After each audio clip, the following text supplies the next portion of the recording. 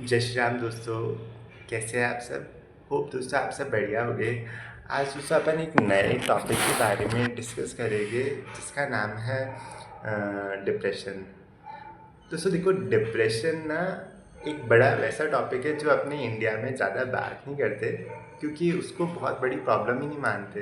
But दोस्तों क्या होता है, कोई भी चीज़ ना आपकी पहले ना इमोशनल हेल्थ ख़राब होती है, उसके बाद उसके इम्पैक्ट में लॉन्ग टाइम पे ना अपने फिज़िकल हेल्थ पे आते हैं। दोस्तों अपन इसको एस्ट्रोलॉजी के टर्म्स में समझेंगे। तो दोस्तों मान लो कि ना हर किसी की लाइफ में ना मतलब कई बार ऐसा पार्ट आता है कि वो बहुत टेंशन में रहता है, बहुत डिप्रेशन में रहता है। बट दोस्तों वहाँ पे ना कुछ लोग तो कुछ दिनों में ही सही हो जाते हैं, कुछ लोगों को महीने लगते हैं और कुछ लोगों को साल भी लगते हैं। तो इन तीनों टाइप के लोगों में डिफरेंस क्या होता है? तो दोस्तों इन तीनों में डिफरेंस होता है कि किसी का मूड बहुत स्ट्रांग होता है, किसी का मूड वीक होता है। जिनका मूड स्ट्रांग होगा वो अपने इमोशंस को आराम से मतलब बैलेंस करते हैं और उनमें लेट गो की टेंडेंसी बहुत ज़्यादा होती है, वो चीज़ों को छोड़ना जानते हैं। अब किसी इंसान में अगर लेट गो की टेंडेंसी है तो वो चीज़ें छोड़कर जाने देता है। तो सो मूड क्या होता है, आपने ना जो भी पानी होता है ना, जो बहता हुआ पानी होता है, उसको भी अपन मून से ही देखते हैं। तो दोस्तों जैसे अगर मान लेते हैं कि अपन अपनी कोई रिवर है, उसमें अगर पानी बह रहा है तो वो बहता हुआ पानी साफ रहता है। अगर वही इमोशन अपन लंबे टाइम तक होल्ड कर लेते हैं, जैसे अपन देखते हैं कि पॉन्ड होता है ना, पॉन्ड में रुका हुआ पानी होता है, तो रुके हुए पानी की वजह से ना पॉन्ड गंदा हो जाता है कुछ टाइम बाद। तो दोस्तों जब तक कोई इंसान अपने जो इमोशंस होते हैं ना वो बाहर दूसरे लोगों से एक्सप्रेस नहीं कर पाएगा ना, तो वो सेम कंडीशन बन जाएगी पॉन्ड वाली, और वो बाद में उसको हेल्थ प्रॉब्लम्स होने लग जाएगी। क्योंकि दोस्तों देखो, जो मैंने आपको पानी का बताया वही सेम ना अपनी बॉडी में ना जो ब्लड होता है या लिम्फेटिक सिस्टम होता है, वो सारा जो सिस्टम है ना जिसमें फ्लूइड फ्लो होता है, तो वो सारी चीज़ें भी अपन मून से ही देखते हैं। अगर वो चीज़ अपन मून से देख रहे हैं तो मतलब अगर अपन किसी इमोशन को बहुत लंबे टाइम पे खराब तक होल्ड करेंगे तो अपनी बॉडी में भी ख़राब चीज़ें होगी। अब वो बॉडी में ख़राब चीज़ें अपन को लंबे टाइम पे हेल्थ प्रॉब्लम्स देती है। तो आपने सुना भी होगा कि जब इंसान ना लंबे टाइम तक कोई भी चीज़ें होल्ड करके रखता है तो उसमें ना थोड़ा गुस्से वाला नेचर आने लग जाता है, एंगर इश्यूज हो जाते हैं बहुत सारे लोगों को। फिर वो छोटी सी बातों में ही बहुत गुस्सा हो जाते हैं। दूसरी बात, हेल्थ प्रॉब्लम्स मतलब जो पेट से रिलेटेड प्रॉब्लम्स होती है, डाइजेशन से रिलेटेड प्रॉब्लम्स होती है, इवन फीमेल्स में ना रिप्रोडक्टिव ऑर्गन से रिलेटेड प्रॉब्लम, थायराइड, बहुत सारे इश्यूज ना अपन मूड ख़राब होने की वजह से देखते हैं। अब दोस्तों अपन ने ये समझा कि मून ये सारी चीज़ों को दिखाता है। अब अपन देखते हैं कि और आजकल लोग क्या क्या प्रॉब्लम फेस कर रहे हैं इन जनरल रियल लाइफ में।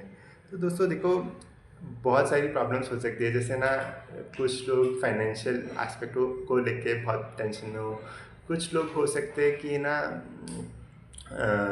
रिलेशनशिप ख़राब होने की वजह से, कुछ लोग हो सकते हैं कि उनके डियर और लव वंस मतलब उनको छोड़ के चले गए हो, उसकी वजह से, कुछ करियर की वजह से, कुछ मतलब बहुत सारे इश्यूज हो सकते हैं। अब दोस्तों इसमें ना अपन ये सारे इश्यूज होते हैं ना, ये कनेक्ट कैसे करना है अपन को। जैसे अपन ये सारे इश्यूज में से कोई भी इशू दो बंदों के साथ हो रहा है, मान लो दो बंदों की सेम जॉब गई, एक का मूड बहुत स्ट्रांग है, एक का मूड वीक है। तो दोस्तों जिसकी जॉब चली मतलब जिसका मूड स्ट्रांग होगा ना, उसकी जॉब जाने के बाद भी वो पॉजिटिव होगा और नेक्स्ट जॉब के लिए तैयारी करेगा। वहीं पे जिसका मूड वीक होगा तो वो उसी चीज़ को पकड़ के बैठ जाएगा और उससे तैयारी भी उतनी नहीं हो पाएगी। तो दोस्तों यहाँ से अपन को पता चलता है कि मूड कैसे इंसान की जो ओवरऑल लाइफ होती है ना उसमें ख़राब कर देता है। अब अपन देखते हैं कि ना दोस्तों एक एक कंजंक्शन अपन पकड़ते हैं और उसके बारे में डिटेल तरीके से समझते हैं। जैसे दोस्तों आज अपन मून राहु को लेते हैं, है ना। मान लो दोस्तों कि किसी की कुंडली में मून राहु का कंजंक्शन बन रहा है या एस्पेक्ट पड़ रहा है मून पे राहु का, तो इससे अपन मानते हैं कि राहु का इम्पैक्ट आ रहा है मून पे।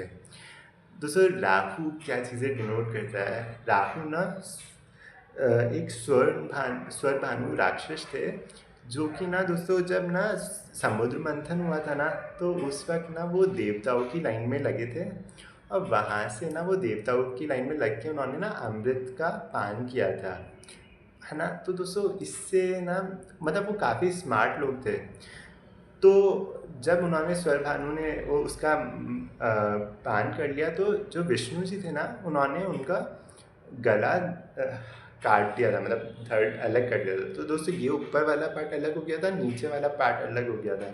तो जो गले से ऊपर वाला पार्ट था ना, उसको अपन राहु देखते बोलते, और नीचे वाले पार्ट को अपन केतु से जानते मतलब मानते हैं। तो दोस्तों राहु क्या होता है, अपने सिर को डिनोट करता है। तो दोस्तों जिनका राहु बहुत एक्टिव होता है ना, तो उनका दिमाग बहुत तेज चलता है। क्यों चलता है? क्योंकि एक तो वो राक्षस का सिर है, तो दोस्तों उनमें ना किसी भी चीज़ को लेकर ऑब्जेक्शन होता है। राक्षस या राक्षस गण वाले देखोगे ना, तो दोस्तों उनमें ऑब्जेक्शन बहुत ज़्यादा होता है चीज़ों को लेकर।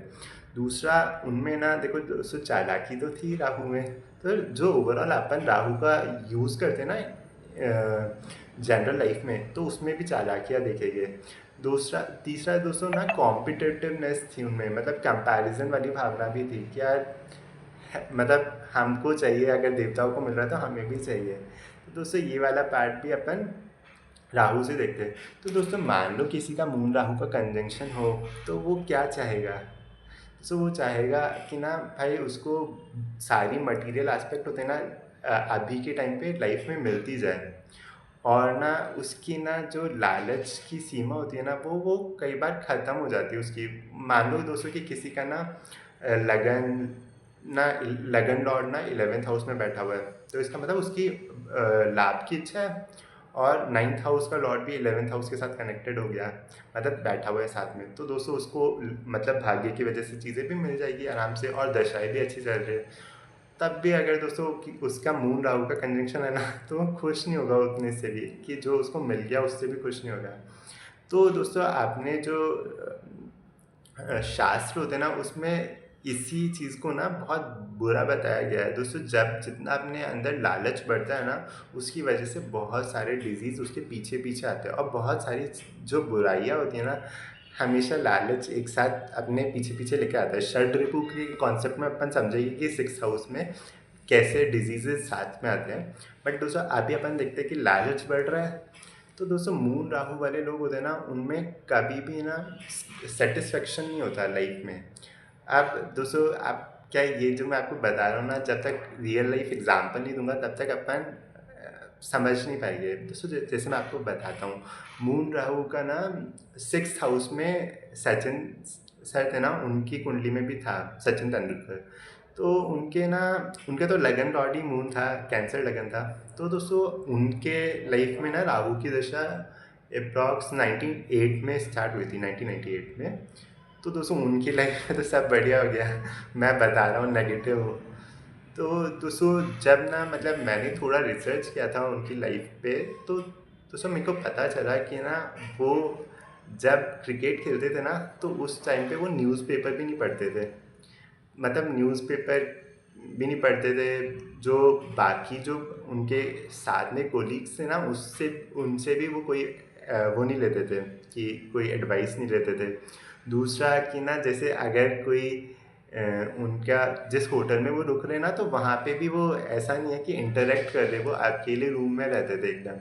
तो दोस्तों यहाँ पे उन्होंने क्या यूज़ किया, उन्होंने दोस्तों देखो राहु में ना किसी भी चीज़, जो चीज़ें होती है ना, अपन को बाहर वाले जो लोग होते हैं ना, उनकी सलाह बहुत इफ़ेक्ट करती है। जैसे आजकल राहु वाला वर्ल्ड ही है। तो दोस्तों ये एक रेमेडी होगी राहु की, कि अपन को ना दूसरों की एडवाइस नहीं लेनी। क्योंकि जैसे दोस्तों आजकल का जो वर्ल्ड है, उसमें इंस्टाग्राम हो गया, फेसबुक हो गया, यूट्यूब हो गया, ये सब ना राहु वाला वर्ल्ड ही है।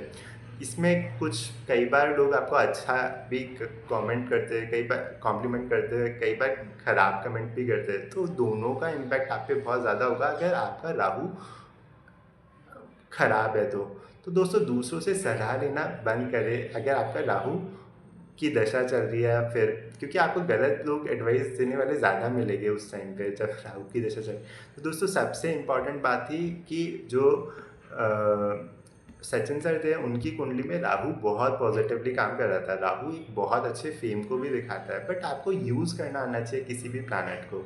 अगर वो दूसरों से सलाह लेते रहते और सबकी बात सुनते रहते, इवन वो अपनी फैमिली से भी ज़्यादा टच में नहीं थे, क्योंकि फैमिली वाले भी कुछ ना कुछ तो सलाह देते ही है। तो दोस्तों, जब अपन राहु की का टाइम चल रहा हो तो एकदम फोकस रहे, जो अपना काम है उस पर एकदम फोकस रहेगा ना, तो बहुत अच्छी राहु की दशा जा सकती है। जैसे आपने सुना होगा कि मुकेश अंबानी जी थे, उनकी 2003 में स्टार्ट हुई थी राहु की महादशा, आई थिंक। मतलब मेरे को पक्का पक्का याद नहीं है, बट मेरे को लगता है कि 2003 में हुई थी, और ना उनकी 2020 तक, 19-20 तक रही, 17 साल की दशा होती है। तो दोस्तों, उन्होंने ना सारा काम छुप छुप के, जियो का जो भी काम था ना, वो 8-10 साल बहुत अच्छे से छुप के काम किया। फिर उसके बाद उनकी राहु की दशा में आप जानते हो जियो आया था।